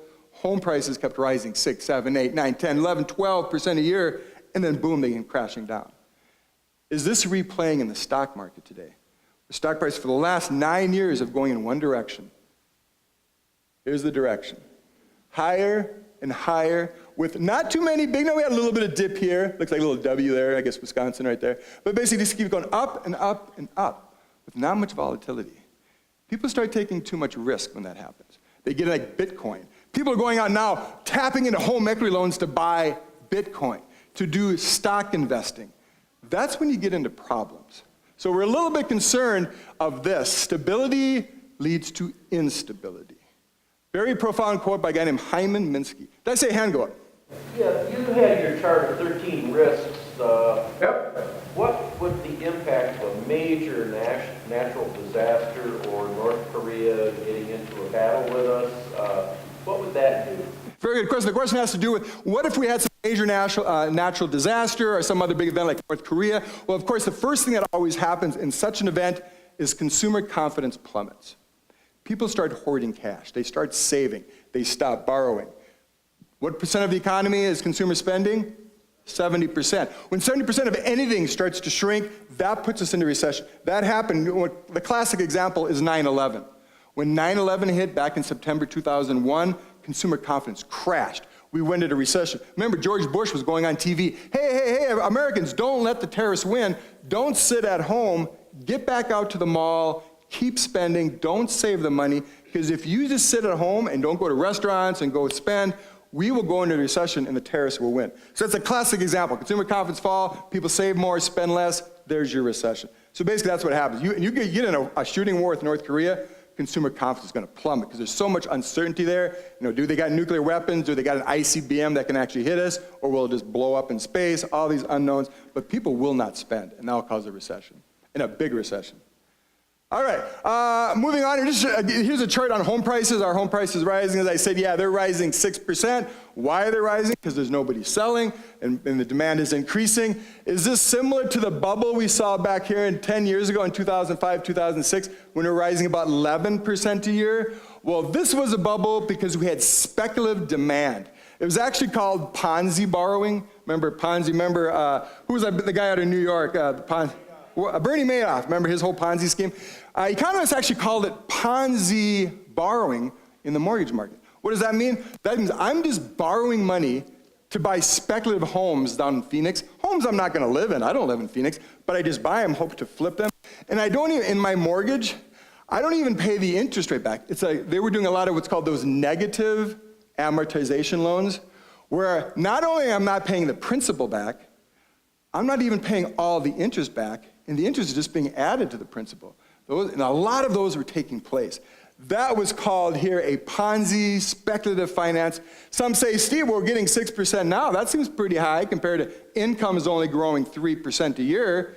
You can't have an asset growing 6% if my income's only growing 3%. Remember, there's a difference between stocks and flows. Economics is the study of the confusion of that. You can't have a stock, your house, going up 6%, but if your income, your flow only goes up 3%. Pretty soon, nobody will be able to afford a home if that continues. But this can continue for a few more years. Why? It's a supply side effect. This was a demand side boom. Everybody's buying all the homes, pushing up the price. This is a supply side effect. Not enough homes for sale. And supply side effects, according to economic history, can last a lot longer. So expect your house to continue to rise around the 6% range for the next few years, unless we have a war with North Korea or a terrorist attack or something like that. So that's good news for us if you own homes. Home prices will continue to rise. And just to show you what's focusing in our local area, Wisconsin here. Wisconsin, as you can see from my little text here, Wisconsin home prices rose 6.2% over the last year. And as you can see by the red line, and once again, I like to compare it to Minnesota. Minnesota is actually a little bit faster than us, even though we have a lower unemployment rate, as we saw earlier. They got 7.2%. Minneapolis is a pretty hot market right now. So basically, but notice how we all cluster around each other. Look how tight that is. The blue line is overall U.S. Wisconsin, look how tight that is. Why is that? Why are all these so close? You know, in economics, charts look how they basically follow each other. Why is that? Like, same with the unemployment chart, you saw, why are the unemployment rates pretty similar between us and them and the nation? Well, because if our unemployment rate starts to get too high relative to Minnesota, what do people do? They move to Minnesota, which brings up their unemployment rate and brings our unemployment rate down. So they converge to each other. Same thing with home prices. If one state gets too pricey, people move to the other state, buy their homes in Minneapolis, say, which brings our home price appreciation down a little bit. So we have this convergence between states and between the nation. Once again, the economy is organic. It flows, it moves, and we basically converge on the basically 6% today. Moving on, what's the national savings rate? Are Americans saving today? Remember I said we should save money. You got to save for your future, right? You got to invest, buy those stocks and bonds. Take a look at this chart. What's happening right now? What's happening to the United States savings rate? What is that? Basically, it's like this. How much do I take out of my CUNY Mutual paycheck every month? How much do I set aside at, say, UW Credit Union or wherever, relative to how much I make? So if I took my paycheck, I put it in the denominator, how much do I save? How much is the average American saving today? Around 3.5 or so. Where was it just about a year or two ago? 6%. Back over here, it went to 9. It looked like it was averaging 6% line. It has plummeted in the last year. Why? Huh? Interest rates are low, but they've been low for 9, 10 years now. What changed in the last year? Remember, animal spirits rose. People said, the future looks great. Jobs are going to be great. You know, Trump will like to take credit for this. He likes to take credit for a lot of things. But basically, people did get a little optimistic. Say, hey, if we get a Republican Congress, Republican president, they may pass pro-growth policies. They haven't so far, but if they did, maybe the economy is going to boom, a little bit faster economic growth, more income growth. Basically, just a huge drop in our savings rate. That boosts the economy in the short run, right? Everybody's spending today, nobody's saving today. But is that sustainable? No. You can't have a savings rate of 3.5%. When was the last time we had a savings rate of around 3.5%? Oh, right here. Right before what? 2008, 2009, the Great Recession. So economists, we track chart this saying, well, this isn't good that people are spending almost every dollar they earn and not saving. And we're back to that today. Once again, you can't have this bouncing around. Economists don't like to see charts that swing. We like to see steady charts. When it drops too low, it goes way up, and then drops too low again. And like I said, this isn't quite updated. That my latest chart, it's actually down to 3.2% today. I forgot to update this chart, sorry. 3.2% is for October came out. That's getting dangerously low like we saw here. But people are feeling good. They want to spend. They don't want to save. Moving on, and here it is. Here's the consumer confidence chart. The animal spirits that John Maynard Keynes talked about in his great book in 1936. It's called The General Theory. He was very great. Are many of you familiar with John Maynard Keynes? He's one of the greatest intellects of the 20th century. He's British, a great economist. Most macroeconomics we teach today at UW is from his book called The General Theory of Employment, Interest, and Money. He was a very highly confident individual. Some say very cocky, very arrogant type thing, but he's also a genius. And so he coined this term animal spirits just to measure how confident do people feel. Well, where are we today? If you take this, you got to go all the way back to December 2000. 17 years to see Americans this confident. What happened in 2001 that brought us down from these lofty heights? 9/11. 9/11 brought us from way up here down to way down here. And notice, we've never got back to that since then. So the terrorist attack did have a major impact on us. But finally, we're back to that level. Notice what happened, what happened right here in November 2016? Some economists want to call this the Trump bump. After he got elected, consumer confidence really picked up. Once again, Republican Congress, they're going to pass tax cuts and maybe infrastructure spending, but it went up. People feel good, and that drives 70% of the economy. So why are people so optimistic? Once again, let's dig into consumers. Why are they feeling good? Well, we survey them. Economists survey the average American, say, hey, why are you guys feeling so good? Well, they say they're optimistic because of sustained low gas prices. You know, you and I like going to a gas station paying, what, $2.20? Not that $3.50, $4 we paid some years ago. That's putting more money into our pocket. We drive away from the gas pump with more money to spend on other things. Number two, low interest rates. We like going into a bank and getting a mortgage for 4%, getting an auto loan for 2.9 or 1.5%. They like this low retail inflation. We actually are going right now through a period in history where prices in like you go to JCPenney's today, you go to Sears, you go to Macy's, you want to buy a new sweater, the sweater today is cheaper than it was last year. Appliances are cheaper than they were last year. In the goods sector of our economy, prices are falling. What's one of the major factors driving that? Why does Sears and JCPenney have to lower their prices? Amazon. That non-retail establishment, people can't compete. That's why we're seeing some of these malls shut down, some retailers shut down. They are cutting prices. And of course, it benefits you and me. We like going into paying less for a sweater than we did last year. But what does that do to the sales of JCPenney? Starts hurting it. I mean, what's happening with the stores of JCPenney? We hear them closing all the time. Kmart, Sears. So it is transforming our economy. But you and I like it. We like buying stuff for cheaper price. Our dollars go farther. Number four, rising stock prices. Hey, we're all getting a nice wealth effect. You know, I'm one of those guys who actually doesn't open my 401k statement maybe once every 2 years. I just don't look at it. I got so much I study the flow part of the economy.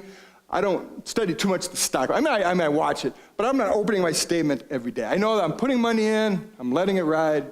I don't day trade. But stock prices are at record highs. We like that. Home prices, record highs again. Produce a wealth effect, we go out and spend. Number five, labor market at full employment and rising job openings. Does anybody know how many job openings are there in the country today? How many unfilled? Remember I said UW credit union? We've got 50 open positions. We're advertising, we're trying to get tellers and managers and loan officers. We've got 50 cubicles ready to go. If you did that for the entire country, how many jobs are there? They're unfilled. Businesses want to hire people from Harley Davidson to UW Credit. How many? 6 million. How many unemployed people are there? A little over 6 million. If we could match up the 6 million unemployed with the 6 million job openings, we'd have no unemployment in this country. But what's the major problem? A lot of places where the jobs are is not where the unemployed are. I was talking to a woman during the break. We need more mobility. If you want a job today in this economy, you can get a job.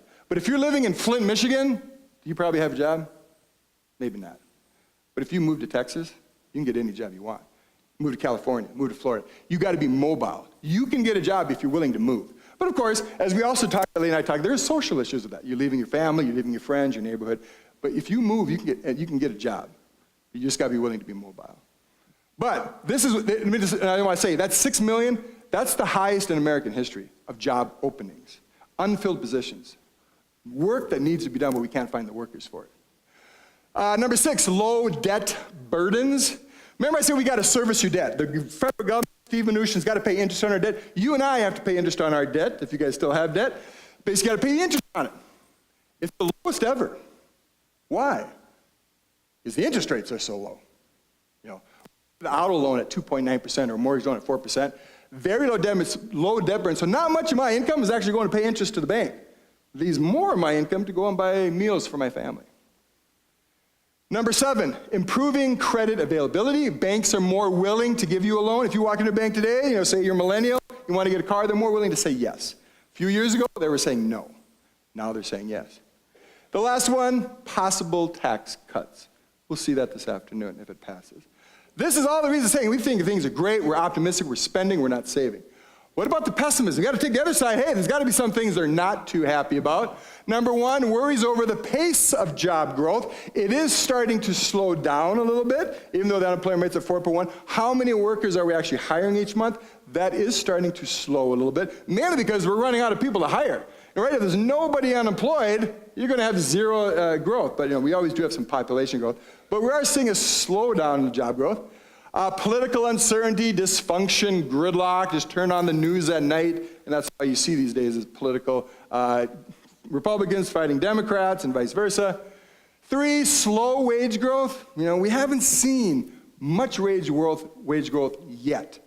But like I said, we expect the bargaining power to shift to employees over next year as the labor market gets even tighter. But they are complaining about, I go to my boss, I still only getting that 2.5% raise. Why am I not getting a 4% raise? And the last one they talk about is fears of financial market bubble. Once again, another thing that economists keeps us up at night is this: non-investment grade corporate bond market. People always say, Steve, where's the next bubble at? What's going to pop? Was it dot-coms back in 2000? We believe it's this: the corporate bond market and kind of the junk bond area. Way too much money has been flowing into that area, pushing up prices and interest rates down. So if something's going to pop, it's going to be in the corporate bonds and the junk bond area. Hopefully, and most of you probably in investment grade bonds. But that's one area. It's, like I said, the bond traders up at CUNY Mutual in that glass enclosed room, that's what they're watching. That could pop. All right, moving on. What's taking place with the value of the dollar? Our currency is kind of a measure on what the world thinks of us, how our policies are doing. The value of the US dollar, our exchange rate, it has come down slightly over the last year or so, mainly because it ran up tremendously before that. It was probably a little bit overvalued. It has come down a little bit. When our value of our dollar falls, what does that do to the price of, say, French wine that you might like to drink? The price of French wine goes up. So say if the value of the dollar falls 10%, the value of the French wine might go up 10%.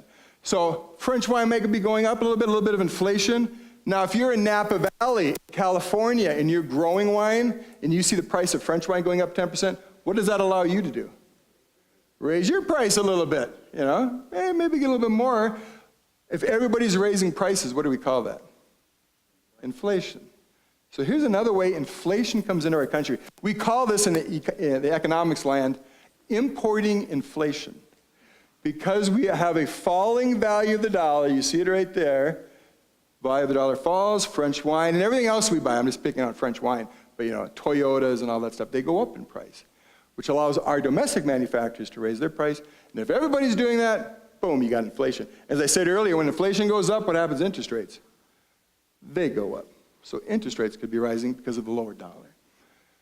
Moving on, I mentioned about oil prices. Where are oil prices at today? I just looked it up right before it came. $57 a barrel. So if I adjust my chart, I got about 52 on my chart here. We're up about 57 right now from this low here back about a year or so ago. Oil prices starting to rise. Why? Because we have a global synchronous economic growth. Remember I made the statement, this is the best world economy ever. Only 3 economies in a recession. Well, as the rest of the world starts to grow, they need to buy oil to produce stuff. That's going to put higher prices on oil, which translate into higher inflation in this country, which translate into higher interest rates in this country. So oil prices will be rising, but we expect it to stay around that $60 range. We don't expect it to go back up to here, the $110, $100 range anytime soon. It will, but it will slowly move back up. Let's just finish up what's going on in Wisconsin here. How's the economic growth in our great state of Wisconsin? You see those red bars? That's what we call the nominal economic growth. The other chart I had for the national numbers, I want to be clear here. I'm not comparing apples to oranges. This is apples to oranges here. This is total nominal growth in the U.S. in Wisconsin. It includes the prices of things. There's 2 ways that a corporation can have higher revenues, right? They can sell more quantity, but they can also raise the price. Think of Harley Davidson. They can sell 2% more motorcycles this year and raise the price 3%. Well, what's their total increase in sales? 5%, right? Sell 2% more cycles, each one gets 3% more, sales go up 5%. That's this number here. So it's just not the quantity that we're selling, but I'm also including the price. Notice in 11 and 12, in the year 2013, we're growing 3.8% in income in our state. So think of the average worker getting paid 3.8% more. Businesses' sales going up 3.8%, but of course there's more businesses too. Notice it's 3.4, 3.7, 2.6 last year. This year it slowed to 2.1. Remember I said, what is the long run growth rate for the US economy? Remember that gold line I had on the very first chart? 2%. Where is Wisconsin headed towards? We're slowing down to that 2% right there. You can see the number 2.2. So notice, we are coming down. It's kind of a plane landing on the 2% tarmac. Why are we slowing down to 2%? Why was it so strong here? Why is, say, Harley-Davidson producing 3.8% more motorcycles? They got a lot of demand. They were coming out of the Great Recession. It's easy to raise production out of a Great Recession. Hire back all these workers, all those people that were part-time workers, bring them back to full-time. It's easy to grow at 3.8%, but we're running out of workers to hire here in Wisconsin. We talk about Foxconn trying to find workers. As the employment growth slows down to population growth and matches each other, this will slow down to our long-run growth rate. So you can see Wisconsin is actually slowing down mainly because we're running out of workers to hire. Here we hired back a lot of workers out of the Great Recession, but we're slowing down to our long-run growth path here. So a little bit of a slowdown in the Wisconsin economy, but actually we're still doing pretty well. As the level unemployment rate's 3.5, but the growth in employment is slowing down dramatically because we just can't find those workers anymore. There's not that many unemployed. All right, with that, let's open up for any questions, comments, snide remarks before we break. Yes, sir. The only concern, not only, but a concern I have about the growth, continued growth, what happens with the environmental impacts if we have a major oil spill in Exxon Valdez crashing, or air pollution getting beyond what it should be? Where are we going with all of this around the world? Yeah, I mean, the question has to do with economic growth, and it's an age-old question. Too much economic growth, what does that do to the environment? Is there a trade-off between, can you have a growing economy and a good, healthy environment? We have nature and beautiful trees and stuff. Actually, it's shown that the more advanced the economy becomes, the richer you are as a society, America's really rich, we start caring more about the environment. We start setting aside. Like you go to China right now, you've all seen those pictures of China, Beijing, you got to wear the face mask because there's so much pollution. As you get richer as an economy, you start to want more pollution prevention because they want to buy clean air in a sense. So they basically start making factories put on, the cleansers on their smokestacks. So you can actually buy clean air, clean water. I mean, our environment is a lot cleaner than it was 30 years ago. If you remember back in the 60s and 70s, remember when that Cleveland River used to catch fire? I mean, a river actually would catch fire because there's so much oil and pollution in there. We've cleaned that up. Our EPA did a great job cleaning our water, cleaning air. We got a long ways to go. I mean, don't get me wrong, things aren't perfect. But we have done a lot of cleaning up on our environment. And we typically see that as countries get, like you go to Germany, as they've got richer, they've really cleaned their environment, France, all around Europe. So we need countries to actually have more income so they can afford cleaner. You go to India and China, poor countries relative to us, very dirty. But as you get richer, you actually clean your environment. So you can have economic growth with environmental, once again, if you protect it. You got to have rules and regulations to protect natural environments. And we do have, hopefully our EPA is going to be around. But our EPA has done a pretty good job. Yes, question in the back. Yeah, so I've read over some number of years about how when there's a deep recession as the one we had in 2008, there would be like a sharp bounce.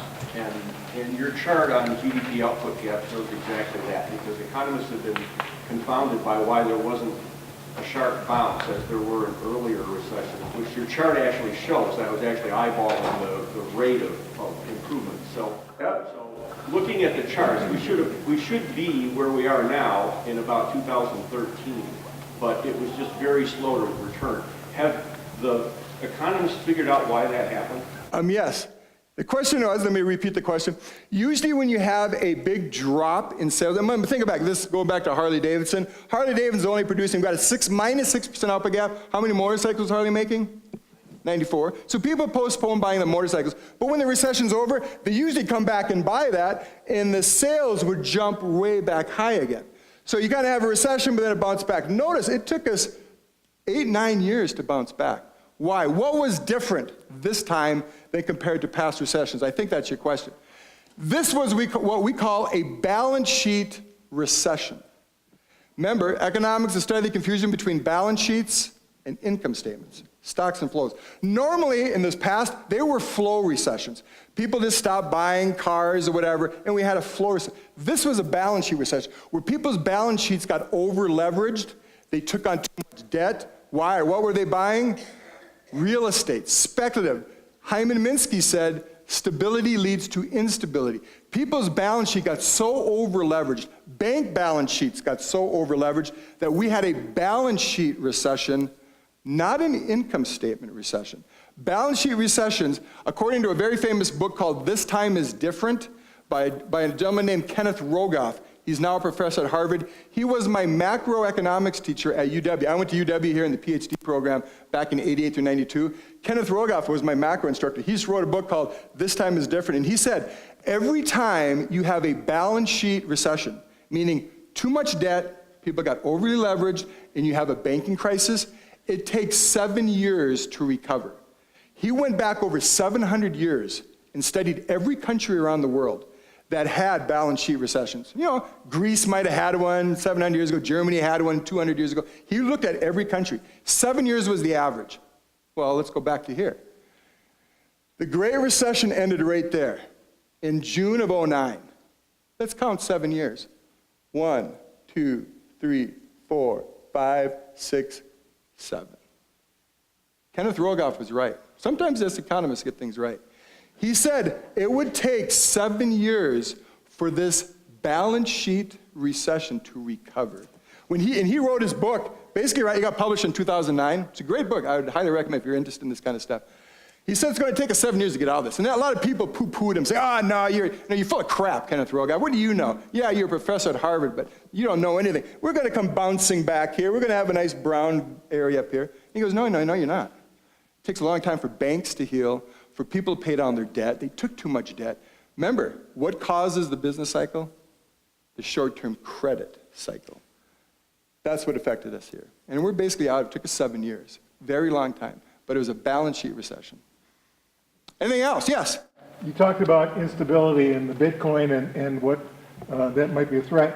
Could you give us a 30-second summary of when somebody asks us, what's this Bitcoin stuff all about? And, you know, how do we respond to that, and what does that volatility have to do with the economy?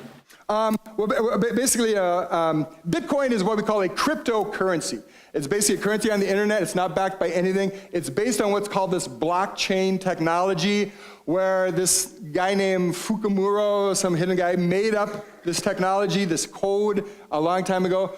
It's very difficult to explain in 30 seconds how they mine these coins and stuff like this. But basically, this cryptocurrency, like I said, in January of this year was trading for $1,000. Now it's up to $17,000. It reminds economists a lot of the tulip bulb mania back in 1636, when tulip bulbs saw a similar exponential growth, and then by 1637 came crashing down to zero. We think people, once again, are using leverage, taking out home equity loans, borrowing against their house to buy this stuff, to buy Bitcoin. And its price has gone way up. I do not think it's going to stay at 17,000. I do think, if I was a betting man, I don't own cryptocurrency and I don't buy it.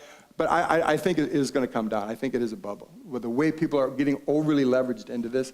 But let me say this, that the technology of blockchain is a fantastic technology and will revolutionize the banking industry. I don't think Bitcoin is it, though. We will have to it's a new technology. It will be changed. It will be improved. Bitcoin's not the best. To do one transaction, the amount of energy it takes for all the computers in the world to blockchain this transaction, it's a huge amount of energy. It's very inefficient, actually, of a way to do transactions. So it's not going to last. It will drop. But it's a bubble right now, and it could go to 34,000. You could say, hey, people ask me all the time, should I invest in Bitcoin? It might go to 34,000. You could double your money from 17 today, or it might go to 0 tomorrow. It's just highly risky. I don't know if I would invest in that at this point. I should have invested in January, but I didn't. Yes, question. Oh, did I see a hand over here? Anything else before we break? Yes? How much does Europe actually influence us? You said where Europe was doing well. I was just there. The unemployment rate in most European countries is around 9%, which they think of as kind of normal. Yeah. And Where 9% here, of course, is a total disaster. Yeah, I mean, like places like France, because of their labor market rules and regulations and their very generous unemployment benefits program, they have just a naturally, like I said, our natural rate in this country is about 5%. In Europe is higher because they give more benefits. You're unemployed, you receive more unemployment insurance than we get here. So you do have natural, but not in Germany. Germany has a labor shortage right now where they're importing workers. It's mainly France, Greece. I mean, once again, that's an average. But some countries are way below average and some are a little higher. So once again, you got to be tricky with averages. The economic powerhouse of Europe, Great Britain, Germany, Belgium, Austria, places like that, they're doing really well right now, and they're booming with just a huge labor shortage. So you don't believe that the high unemployment rate for all of those sort of available workers in Spain and Portugal and France and Italy? Yeah. But like I said, the unemployment rate is falling, and it will continue to fall in 2018. But it'll gradually enough, but it's not going to have a negative influence in terms of there being just too many workers out there. I mean, they will slowly absorb that surplus of labor out there, yeah. Could I break in just 1 minute, because I think people are starting to leave, and before Steve gets too far gone, he only has about 20 of these gifts, and I'm sure that's why he keeps coming back. This one's particularly nice. Very good. This one's particularly nice. If you don't want it, I'll take it. No, I'll take it. Well, thank you very much. And if everybody would give him a good hand.